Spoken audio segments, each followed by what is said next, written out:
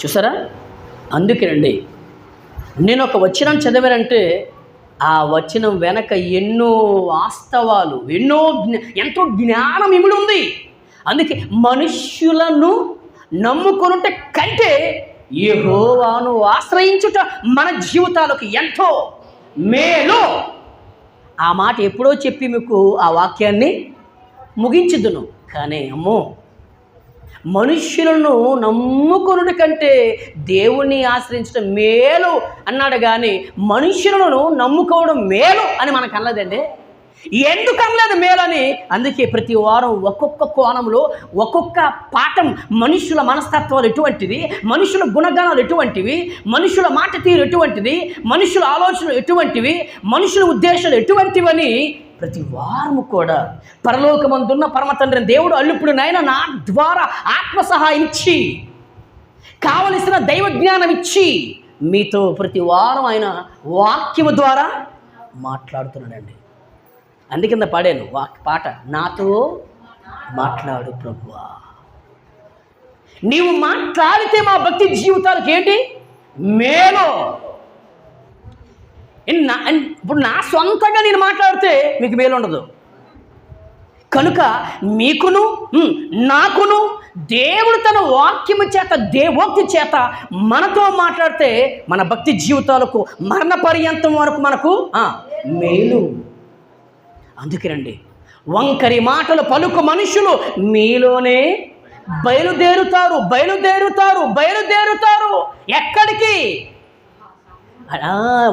వచ్చినాను చదివి వెంట మాత్రం పూర్తిగా పరిపూర్ణంగా వివరించినంత వరకు నేను నిద్రపోను. వచ్చిన చూడండి, మళ్ళీ చదవండి, నా గురించి చదవండి. మళ్ళీ నేను వెళ్ళిపోయిన తర్వాత పౌలను నేను మీకు జాగ్రత్తలు చెప్పి మీకు వాక్యం ప్రకటించి నేను వెళ్ళిపోతాను. మళ్ళీ ఎప్పుడో వస్తాను చెప్పలేను. నేను వెళ్ళిపోయిన తర్వాత ఏం జరుగుతుందో తెలుసా? సంఘ పెద్దలారా, సంఘమా, క్రూరమైన తోడేళ్ళు మీలోనికి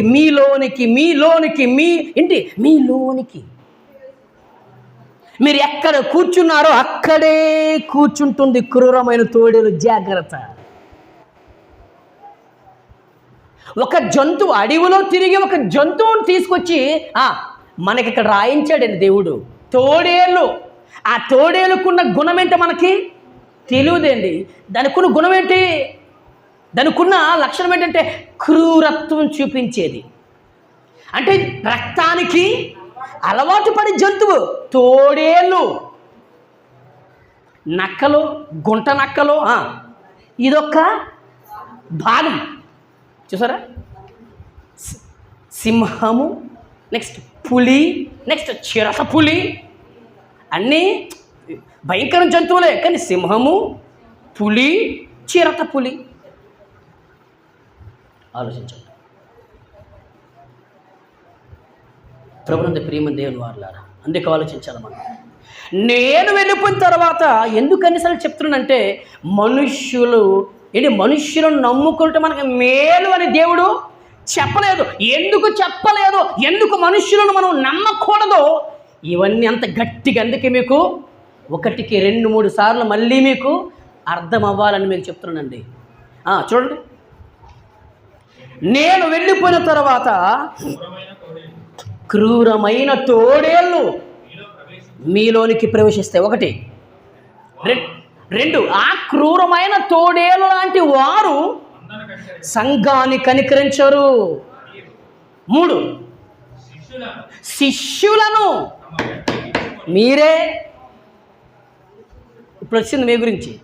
మీరే శిష్యులంటే క్రీస్తుకు శిష్యులు మనమే. ఇంకా చెప్పాలంటే శిష్యులుగున్న అంటే శిష్యులుగుంటున్న సంఘమును తమ వెంట ముందే ఉందంటే మందను కనికరించరు. 1 వారికున్న గుణము, వారికున్న స్వభావము. 2 వంకరి మాటలు పలుకు మనుష్యులు మీలో నుండే బయలుదేరుతారు. ఎక్కడ నుండి బయలుదేరరు? సంఘములో నుండే బయలుదేరుతారు. 2 మూడోది, ఈ బయలుదేరిన వారు ఏం చేస్తారు తెలుసా? ఈ పలానా సేవకుడికి సంఘం ఎంత అభివృద్ధి అవడమా, ఈ సేవకుడికి సంఘం అంతా కూడా ఈ సేవకుని దేవుడుగా ఆరాధించడమా, మా పాస్టర్ గారు దేవుడు దేవుడు అంటుంటే కొంతమందికి ఎలా ఉంటుంది సార్? అందరికి కాదు ఉండవు, కొంతమందికి ఎలా ఉంది అప్పుడు? ఆత్రే మమ్మల్ని కూడా వీరు దైవాలుగా భావించకుండా ఆ వ్యక్తిని మాత్రమే దైవముగా భావిస్తారా? అయితే స్పాట్ పెట్టవలసిందే. ఏమనుకున్నారండి? మళ్ళీ తోడేలుకున్న మరొక్క గుణం ఏంటంటే, మన భాషలో సింపుల్ చెప్పడం, వెయిట్ అండ్ సీ. అంటే ఎప్పుడు మంద దొరుకుతుంది, ఎప్పుడు సంఘము నాకు దొరుకుతుంది అని ఎదురు చూచే మనస్తత్వం, సైకాలజీ మనిషికి. ఆ జబ్బు ఎక్కడి నుండి వచ్చిందంటే ఆ క్రూరమైన తోడేలులో నుండే వచ్చింది. అందుకే లోకభక్తుడు పౌలు గారు క్రూరమైన తోడేలు అన్నాడు. అందుకే చూసారా, ఈ వచనం ఎన్నోసార్లు మనం చదువుకున్నాం, కానీ ఎందుకు ఆ వచనం దాటి ఇంకో దగ్గరికి నేను వెళ్ళలేకపోతున్నాను తెలుసా? ఆ వచనంలోని ఉన్న వాస్తవాలు పరిపూర్ణముగా చదువు లేని మీకు, చదువుకున్న వారికి కూడా సుస్పష్టముగా స్పష్టయుక్తముగా మనకు అర్థం అవ్వాలండి. అలా అర్థమైతేనే మన ఆత్మ వ్యర్థమైపోకుండా మనం కాపాడుకుంటాం. అర్థమవుతుంది లేదా? మళ్ళీ ముందుకు వెళ్తాను, టైం ఉంది. నేను వెళ్ళిపోయిన తర్వాత క్రూరమైన తోడేళ్ళు సంఘముగా ఉన్న మీలోనికి, రెండు సంఘ పెద్దలలో ఉన్న మీలోనికి ప్రవేశిస్తాయి. నాకు తెలిసిపోతుంది. పౌలు గారు మహాజ్ఞాని కదండి. వారు మందను కనికరించారు, దేవుని సంఘాన్ని కనికరించాలండి. వినండి, దేవుని సంఘాన్నే కనికరించరు. కనికరించే మనసు వరకు లేదు. మరియు శిష్యులను అంటే క్రైస్తవ విశ్వాసులను, దేవుని పిల్లలను, దేవుని కొరకు బ్రతుకుతున్న వారిని, సేవకుల వెనక మంచి సహకారులు ఉంటున్న వారిని తమ వెంట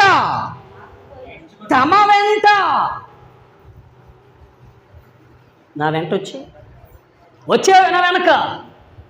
ఏంటి ఆ బోధ ఎలా ఉందండి? ఇన్నాళ్ళు లేని ఆ మనస్సు పద్ధతి, ఏంటి మనస్సు ఏంటి మనస్సు పద్ధతులు అంటే ఇన్నాళ్ళు లేని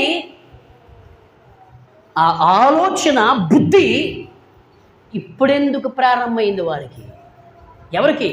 క్రూరమైన తోడేళ్ళు లాంటి సంఘ పెద్దలే కావచ్చు, లేదా ఎంతో కొంత వాక్య అనుభవం కలిగిన వారే కావచ్చు. ఇప్పుడు కన్ఫర్మ్ మా వెంట వచ్చే ఏంటని బోధ అంటే అలాగుంది. ఆయన ప్రేమిస్తే అందరినీ సమానంగా ప్రేమించాలి కదా. 100 రూపాయలు ఇచ్చిన వారికి ఎక్కువ ప్రేమ, 10 రూపాయలు ఇచ్చిన వారికి తక్కువ ప్రేమ.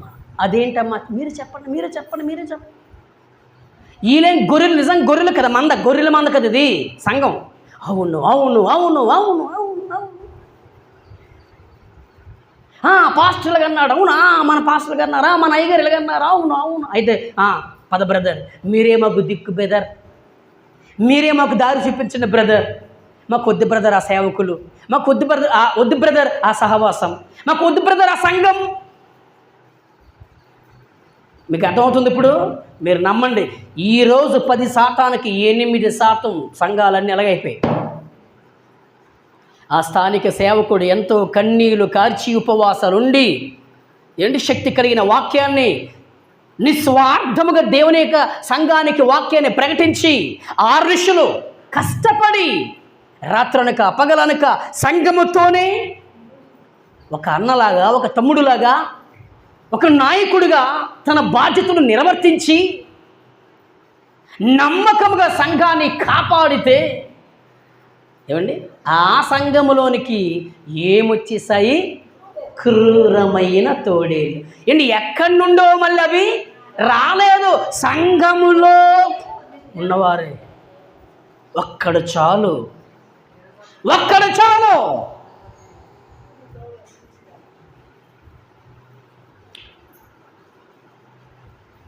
వాక్యము చేత కట్టబడిన క్రీస్తు సంఘాన్ని నాశనం చేయాలి. ఒక్కడ చాలండి.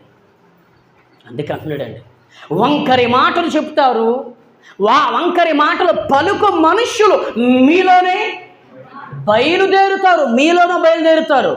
ఇంకేం చేస్తారు తెలుసా వాళ్ళు? శిష్యులను అంటే సంఘ విశ్వాసులు ఉంటున్న మిమ్మును, శిష్యులను తమ వెంట ఈడ్చుకుని పోతారండి. ఈడ్చుకుని పోవడం అంటే మీరు చెప్పండి మీ భాషలో. ఒక చచ్చిన కుక్కను ఆ కుక్క మెడకు తాడు కట్టి ఎలాగైతే ఇంకా మన భాషలో బలవంతముగా ఈడ్చుకుని వెళ్ళి దాన్ని పాతి పెట్టేస్తామో లేదా పారేస్తామో, అలాగేనండి దేవుని పిల్లలు క్రీస్తు సంఘము ఉంటున్న విశ్వాసులను ఆ సంఘములో ఉన్న కొంతమంది భక్తాగ్రేసులు ఏం చేస్తున్నారు తెలుసా? కొంతమంది అమాయకపు క్రైస్తవులను సరి అయిన విధంగా జ్ఞానం, దేవుని వాక్యం తెలియని వారిని ఏం చేస్తున్నారో తెలిసే? వాక్యం తెలిసిన వారు తమ వెంట శిష్యులను, తమ వెంట సంఘ విశ్వాసులను ఈడ్చుకొని మళ్ళీ ఈడ్చేస్తున్నారండి. కొన్నాళ్ళు ఈ సంఘంలో, ఇప్పుడు మీకు అర్థమైపోతుంది, కొన్నాళ్ళు ఈ సంఘంలో, మళ్ళీ కొన్ని రోజుల తర్వాత మరొక సంఘం అంటే మరొక ఊరు, మళ్ళీ కొన్ని రోజుల తర్వాత మరొక సంఘం, మరొక ఊరు. దీన్ని ఏమంటారు చెప్పండి? అదే భాష అండి. ఇప్పుడు మనం ఏమంటాం? ఇప్పుడు నేనే ఉన్నాను, మిమ్మల్ని ఈ ఊరిలో కాకుండా ఆ ఊరు ఈ ఊరు పద. ఇప్పుడు ఇక్కడ మనకు ఆరాధన, కానీ పలానా ఊర్లో ఆరాధన అంటే అబద్ధం కూడా చెప్పండి. ఇదేంటండి మీరు ప్రతిసారి ఒక్కొక్క ఊరికి ఒక్కొక్క ఊరు మమ్మల్ని తీసుకెళ్ళిపోతున్నారు అంటారు లేదా? అంటారు. అలాగే వంకరి మాటలు చెప్పి ఏంటి దైవ జ్ఞానాన్ని బోధించవలసిన భక్తాగ్రేసులు, అవునా, దైవ జ్ఞానాన్ని బోధించి సేవకులను అక్కడ విమర్శించి, సేవకులను తక్కువ చేసి, సేవకుల గురించి మనసు పద్ధతులను, అవునా,